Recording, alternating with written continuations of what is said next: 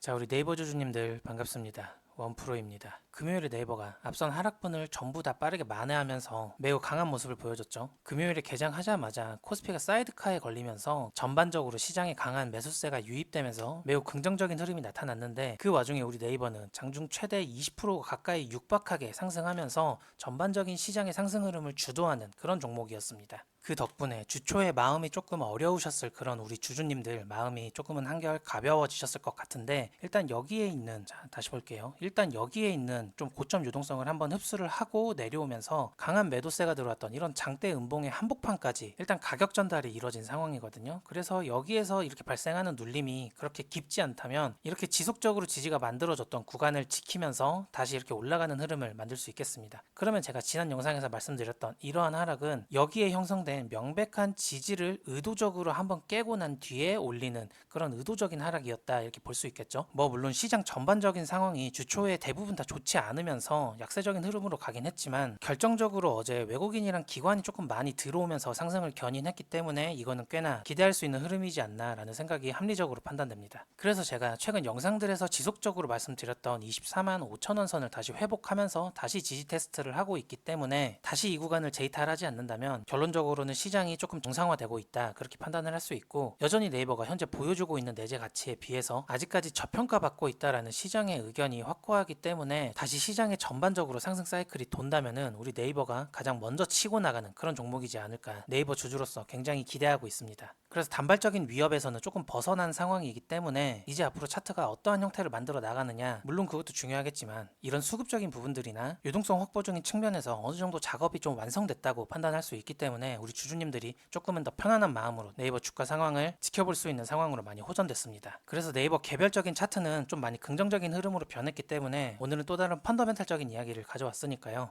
여러분들께서 들어보시고 조금이나마 도움이 된다면 구독과 좋아요 그리고 알람 설정까지 부탁드리겠습니다. 눌러주시면 양질의 영상으로 보답드리겠습니다. 그래서 일단 시장 전반적인 상황들을 좀 놓고 봤을 때, 지난주 금요일부터 시작해서 이런 엄청난 변동성이 발생을 했었는데, 근데 이 6일 동안 매도 사이드카, 뭐 서킷 브레이커, 그리고 반등하는 과정에서 다 매수 사이드카, 뭐 하루도 빠짐없이 지난주 금요일부터 이번 주 금요일까지 6거래일이죠. 6거래일 동안 연속적으로 사이드카나 서킷 브레이커가 걸리면서 좀 변동성이 굉장히 큰, 지수 자체가 굉장히 변동성이 큰 그런 모습들을 좀 보여주고 있는데, 이렇게 변동성이 큰 이런 구간에서 괜시리 짧게 치고 빠지는 그런 단타성 매매로 접근을 하다가는 사실 정확하게 변곡점을 캐치할 수 없는 이상 뭐 수익을 볼 확률보다 좀 손실 볼 확률이 조금 더 높다라고 생각을 하거든요. 이런 변동성들을 사실 뭐 누구도 맞출 수는 없는 거고, 뭐 정확한 매도점을 뭐 맞출 수도 없는 거기 때문에, 사실 여기에서 진입을 했다가 이때 익절을 못했으면 다시 다 두들겨 맞았고, 그래서 이것 때문에 멘탈 갈려서 여기에서 그냥 나왔으면 다시 이거 못 먹고, 이런 상황들이 반복이 되거든요. 그래서 현재 일반적인 개인 투자자들이 할 수 있는 건 그냥 엉덩이 무겁게 내가 지금 진입해 있는 종목들에 내재되어 있는 잠재적인 가치들을 믿고 그냥 지속적으로 홀딩하고 있는 게, 그래서 혹시 모르는 다른 이런 변동성들을 유발하는, 하방 쪽으로 유방하는 그런 것들이 발생을 했을 때 분할로 이렇게 내가 대응을 할 수 있는 그런 시나리오들을 고려를 하면서 지금 준비를 하는 게 좀 좋겠다라는 게 최선이죠. 이번 주에 굉장히 큰 변동성을 유발했던 그런 수급적인 부분들, 뭐 옵션 만기나 스페이스X의 상장 같은 그런 요소들이 이제 이번 주에 전부 다 해소가 됐기 때문에, 다음 주에 가장 중요한 매크로 이슈가 발생하기 전까지는 조금은 이번 주보다는 좀 변동성의 형태가 좀 줄어들지 않을까, 아니면 한쪽으로 방향성을 조금 더 명확하게 보여주지 않을까, 그런 가능성을 염두에 두고 매매에 임하는 게 조금은 더 현명한 대응 방법이에요. 그리고 이제 변동성이 조금 확대되면서 좀 하방으로 내려갈 것 같은 그런 액션들을 사실 조금 보여줬는데, 이게 결국엔 어쩔 수 없이 이란 전쟁이 장기화되면서 좀 유가도 불안해지고, 그러면서 국채금리도 올라가고, 그리고 그 전쟁으로 인한 여러 가지 리스크들 때문에 좀 하방에 대한 압력이 굉장히 강했었는데, 거기에 수급이 유출될 만한 그런 이슈들도 있었죠. 그러다 보니 전반적으로 변동성 확대가 조금 아래로 나오는 거 아니냐, 그런 공포감이 있었는데, 여러분들도 다 아시다시피 지금 미국에서 월드컵이 열리고 있잖아요. 사실 월드컵이라고 하면은 전 세계적인 축제이고, 이런 전 세계적인 축제는 좀 평화를 상징하는 그런 메시지가 담겨져 있는데, 이런 축제 기간에 전쟁을 지속한다? 이거는 사실 트럼프 입장에서 매우 모순적인 그런 행보일 수도 있거든요. 게다가 지금 월드컵이 미국에서 열리고 있기 때문에 평화의 상징인 지구촌 축제를 미국에서 열리고 있는데, 미국이 다른 나라를 타격하고 있다, 다른 나라를 공격하고 있다, 이런 이미지 자체가 사실 트럼프 입장에서 정치적으로 매우 불리하게 작용을 할 수 있습니다. 그래서 지금 행보를 어떻게 보이느냐에 따라서 추후에 중간선거까지 어떠한 영향성이 미칠 수 있기 때문에, 그래서 이란 시장과의 합의를 14일에 정식적으로 발표를 한다고 지금 예정이 돼 있는 상태죠. 아직 어떠한 내용이 나왔는지 아직 결정된 사항은 없지만 좀 긍정적으로 그리고 좀 원만하게 합의가 이루어질 것으로 보입니다.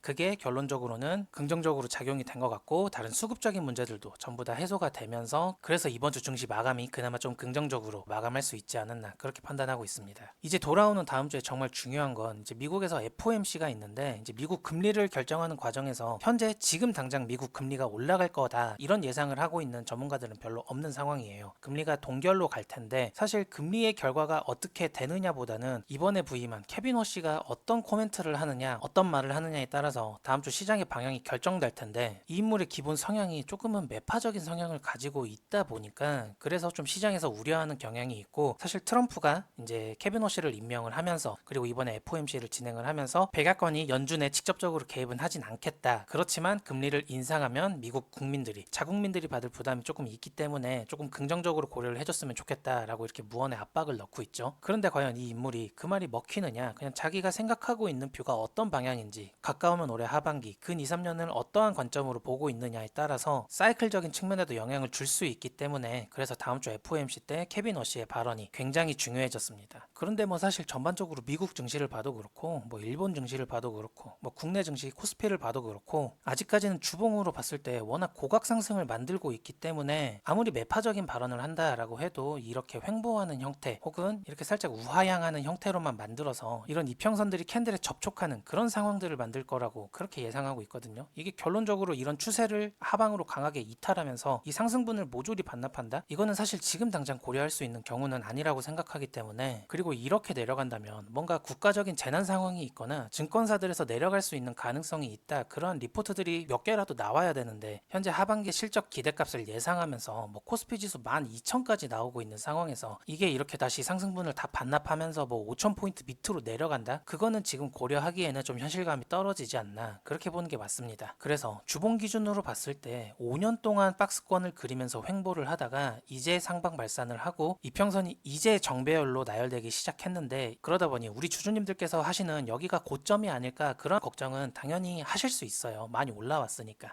하실 수 있는데 최소 내려가더라도 이게 박스를 그리거나 혹은 우하향을 하면서 내려가지 이게 이렇게 일자로 그냥 수직으로 다이빙을 하지는 않는다. 그런 가능성은 매우 낮고 비현실적이다. 이렇게 인지하시는 게 좋겠습니다. 그래서 매크로적인 측면은 이 정도로 간략하게만 봐도 될 것 같고요. 구독 아직 안 누르신 분들 구독 한번 부탁드리겠습니다. 다시 네이버 이야기를 조금 더 하자면 지금 네이버가 자체적으로 발생시키고 있는 매출 중에 직접적으로 AI로 활용해서 발생하고 있는 매출이 쇼핑 부분, 스마트 스토어 부분에서 AI를 도입하면서 그 AI 자체가 쇼핑을 이용하는 사람들의 관심사나 트렌드 자체를 분석해서 유사한 상품을 추천을 해주거나 아니면 가격대에 맞는 상품들을 추천해주는 그런 서비스를 진행을 하고 있는데 그런 쇼핑 카테고리에서 AI 에이전트를 한 번이라도 이용해 본 사용자가 다시 재사용하는 확률이 180%가 넘게 그런 수치가 나왔다고 하는데요. 한 번 쓴 사람이 단순히 한 번만 더 쓰는 게 아니라 그 다음에도 또 쓰고 그 다음에도 또 쓰고 계속 쓸 수밖에 없는 그런 프로그램을 만들었다. 이렇게 볼 수 있는데 사실 여러분 AI를 한 번이라도 써보면은 다시 AI가 없는 삶으로는 돌아갈 수가 없습니다. 마치 우리가 지금 스마트폰을 이제 일상적으로 쓰잖아요. 이거 없이 살라고 하면은 살 수 있어요? 절대 못 살거든요. 여기서 여러분이 생각을 해보셔야 되는 게 그냥 나는 뭐 나의 예산이 얼마가 있고 내가 원하는 게 어느 정도의 퀄리티고 어떤 색상, 어떤 브랜드 이런 것들을 대략적으로 추려줬을 때 내가 그거를 직접 찾는다면 시간이 정말 오래 걸리는데 이거를 AI한테 맡겨서 그런 유사한 제품을 대신 찾아줘 혹은 지금 없으면 나중에라도 계속 검색을 해보고 이런 상품이 올라왔을 때 나한테 알람을 줘 그러면은 내가 그때 보고 구매를 결정할지 고민을 해볼게 이런 명령어만 내려놔도 우리가 그러면 이 상품에 대해서 굳이 계속 시간을 쓰고 에너지를 쓰고 그럴 필요가 없잖아요. 얘가 대신 일해주고 대신 찾아봐주고 내 비서처럼 내가 원하는 형식처럼 다 해준다는데 이런 거를 한 번이라도 써본 사람이 다시 이거를 내가 직접 시간과 에너지를 들여가면서 다시 한다? 이거 절대 불가능하거든요. 그러다 보니 네이버에서 말하는 이 180% 재사용률 이거는 최소한 쇼핑에서 이거를 경험해본 사람들이 이렇게 학습을 시키니까 정말 상품을 구입하는 데에 많이 효율적이더라 편하더라 이런 경험들이 녹아있는 그런 구체적인 수치이고 여기서 또 중요한 게 사실 네이버가 뭐 다른 포털 사이트들 지나간 사이트들이 많지만 사실 국내 1등의 자리를 지켜온 지 꽤나 오래됐잖아요. 그러다 보니 적어도 한국에서 뭔가 포털 사이트를 이용한다 그러면은 구글보다 사실 네이버를 더 많이 쓰는,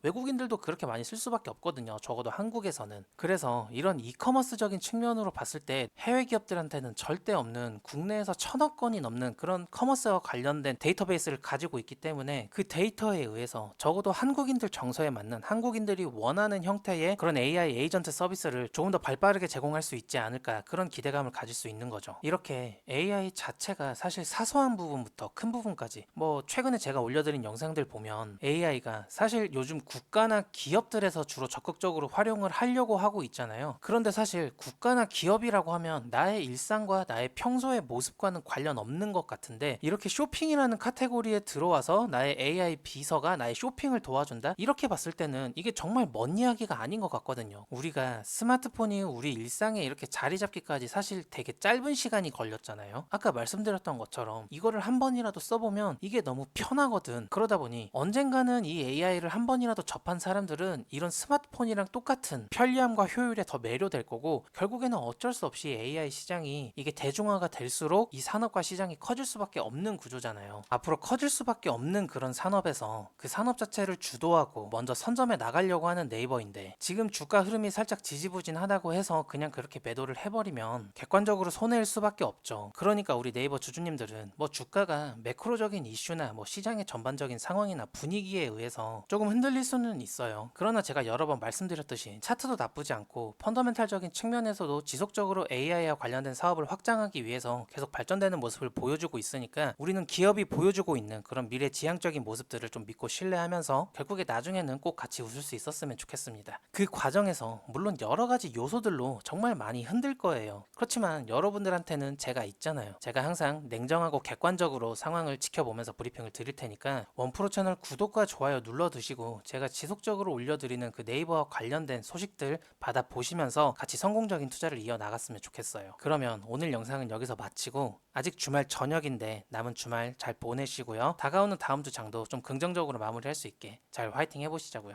아시겠죠? 구독, 좋아요 안 누르신 분들 꼭 눌러주세요. 그럼 저는 내일 다시 더 유익한 네이버 영상으로 다시 인사드리겠습니다. 감사합니다. 원프로였습니다.